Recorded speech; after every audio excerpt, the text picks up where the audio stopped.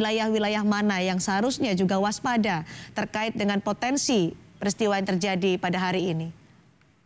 Kalau kalau tentang tsunami saya kira sudah ada itu peta-peta Indonesia yang rawan tsunami sepanjang pantai di mana saja, misalnya seperti di pantai barat atau pantai selatan Sumatera, kemudian ke arah selatan Jawa, sampai ke Nusa Tenggara sana. Kemudian di ujung utara ada di Sulawesi Utara, kemudian di Halmahera. Saya kira petanya sudah ada beredar itu, sangat bagus untuk sebagai acuan perhatian kita.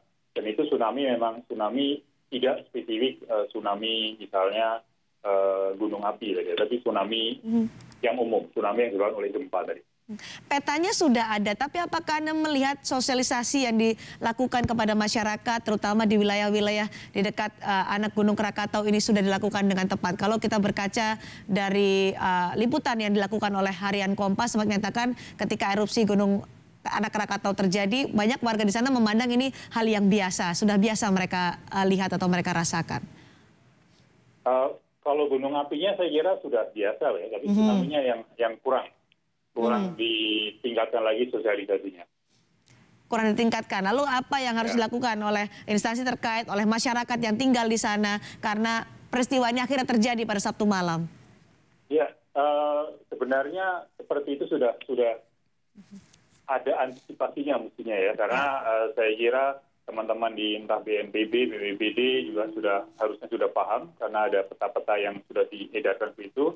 Kemudian dari asosiasi profesi seperti kami pun melakukan juga, walaupun mungkin levelnya masih level yang ringan-ringan, tetapi kedepannya saya kira perlu lebih gencar lagi koordinasi baik pemerintah maupun LSM maupun asosiasi profesi. Ya.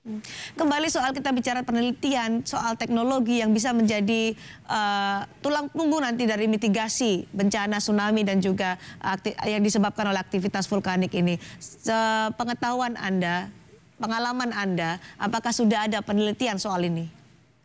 Di Indonesia saya kira pengetahuan saya masih sangat minim sekali yang berhubungan dengan tsunami ya. Kalau ahli-ahli gunung api Indonesia banyak sekali memang, tetapi yang terkait dengan tsunami mungkin masih sangat sedikit. Ada beberapa memang yang saya kenal. Rasanya memang itu harus kita blow up lagi pengetahuan tersebut, disebarluaskan dengan bahasa lebih populer sehingga nantinya langkah-langkah mitigasi yang lebih baik lagi ke depannya. Dari negara-negara lain yang juga punya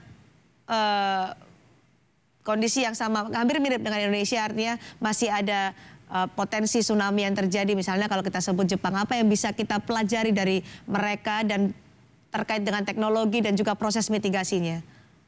Ya, Jepang saya kira sangat maju di dalam hal mitigasi bencana, terutama gempa dan tsunami, karena mereka sering sekali dilanda. Jadi kita bisa, saya kira belajar dari mereka, ahli-ahlinya juga bisa kita datangkan untuk kita yang ke sana. Tentunya nanti kita terapkan ke Indonesia, karena wilayah geologi dan tektoniknya mirip-mirip, di mana bahkan Indonesia lebih panjang sebenarnya kalau kita bicara masalah batas lempeng tektoniknya dibanding Jepang. Menurut saya ada sekitar 18.000 km batas lempeng yang ada di Indonesia, yang saya kira itu bergerak aktif semuanya. Apa yang harus ditiru atau dipelajari dari Jepang? Teknologinya kah? Atau proses mitigasinya, sosialisasinya?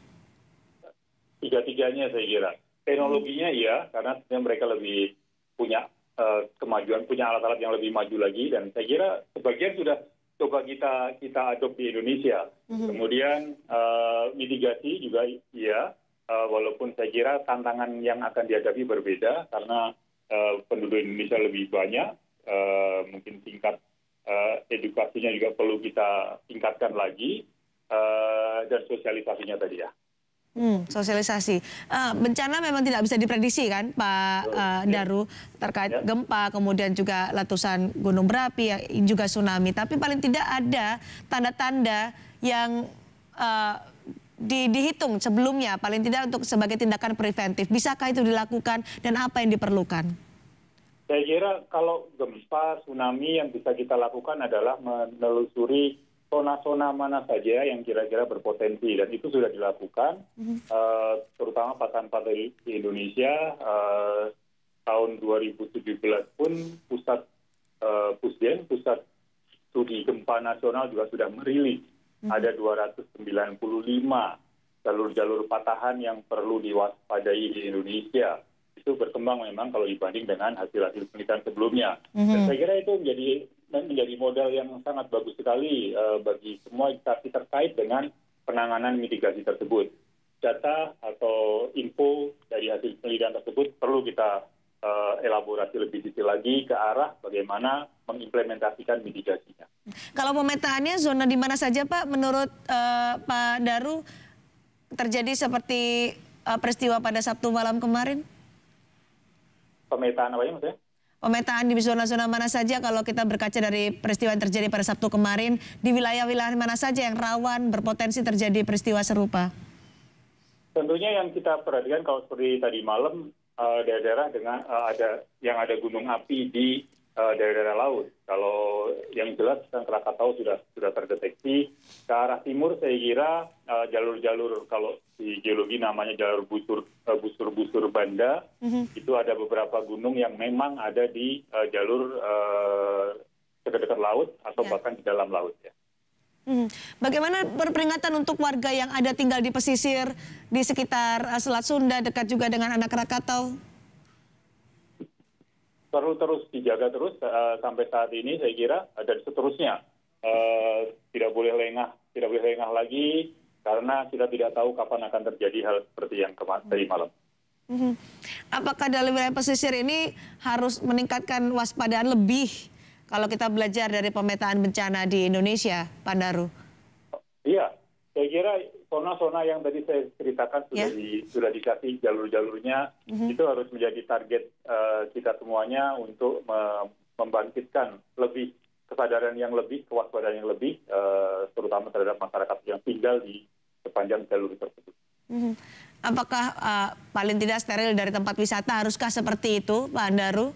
Karena ada potensi-potensi yang harus diantisipasi sebelumnya. Iya, mungkin kalau agak lebih detailnya kita kembali ke masalah tata ruang juga. Tata ruang kita benahin lagi ya. Jadi misalnya memang daerah pantai barat Jawa, Banten terutama, atau Lampung di bagian selatan, berkembang sekali di daerah wisata. Tetapi di sisi lain juga harus kita berikan kesadaran yang lebih juga. Daerah wisata yang bagus, tapi juga memiliki potensi bahaya atau bencana geologi yang lebih juga. Jadi harus berimbang antara dua hal. Harus dibangun untuk infrastrukturnya, paling tidak atau konstruksinya harus dibangun mengantisipasi peristiwa-peristiwa seperti ini ya Pak. Tsunami, gempa dan juga aktivitas vulkanik, itu yang paling penting. Betul, ya. Baik, terima kasih Pak Sukman Daru Priatmoko, Ketua Ikatan Ahli Geologi Indonesia telah bergabung di Breaking News Kompas TV. Terima kasih.